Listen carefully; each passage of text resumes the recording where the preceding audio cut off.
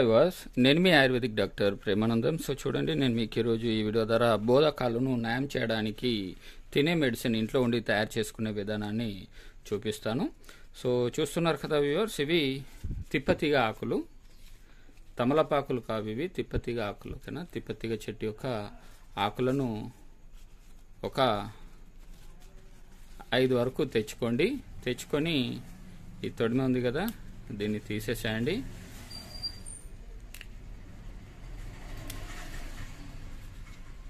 నేను మీకు ఒక మోతాదు చూపిస్తున్నాను, మీరు కావాలనుకుంటే ఎక్కువగా కూడా చేసుకోవచ్చు.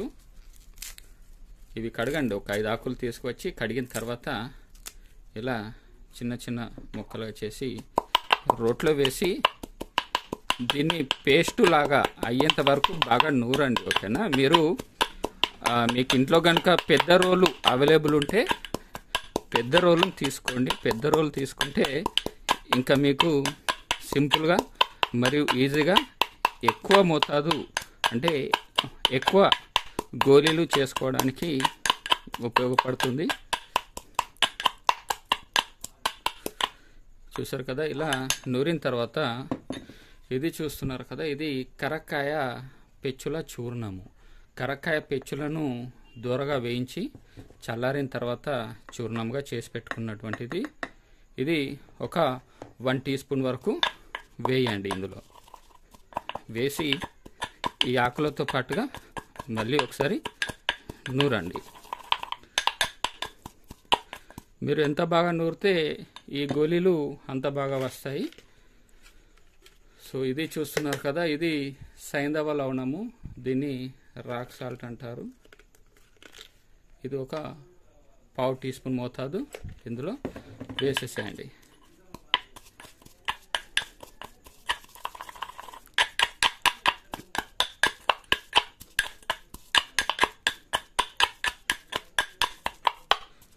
చూడండి, మీరు కాస్త టైం అనేది తీసుకొని ఎక్కువసేపు నూరండి. గోళీలు కట్టడానికి ఈజీ అవుతుంది. ఇక ఇలా నూరినటువంటి ఈ పదార్థాన్ని మీరు బఠానీ గింజలంత సైజులో, ఓకేనా? సో చూస్తున్నారు కదా, ఈ సైజులో తయారు చేసుకోవాల్సి ఉంటుంది. ఈ బఠానీ గింజలంత సైజులో తయారు చేసుకొని నీడలో ఆరబెట్టి ఆరిన తర్వాత దీన్ని మీరు తీసుకోవచ్చు. ఇలా మధ్యాహ్నం 2 గోళీలు, రాత్రి 2 గోళీలు, లేదంటే ప్రొద్దున 2 గోళీలు, సాయంత్రం 2 గోళీలు వేసుకొని నీళ్లను త్రాగండి. ఇలా ఈ బోధకాలు సమస్య ఉన్నవారు ఈ తిప్పతీగ ఆకులు, కరక్కాయ పెచ్చుల చూర్ణము, సైంధవ లవణంతో తయారు చేసి ఈ విధంగా తీసుకున్నారంటే ఈ బోధకాల సమస్య అనేది అతి కొద్ది రోజుల్లో తగ్గిపోవడం అనేది జరుగుతుంది. సో మరిన్ని ఇంకా ఇట్లాంటి వీడియోస్ కోసం మీరు కనుక ఇప్పటివరకు నా ఛానల్ని సబ్స్క్రైబ్ చేసుకున్నట్లయితే ఇప్పుడే సబ్స్క్రైబ్ చేసుకోండి. మరియు పక్కన ఉన్న బెల్ ఐకాన్ని ట్యాప్ చేయడం ద్వారా నా యొక్క లేటెస్ట్ వీడియోస్ మీకు అప్డేట్స్ వస్తూ ఉంటాయి. సో మరిన్ని వీడియోస్ కోసం థ్యాంక్ యూ.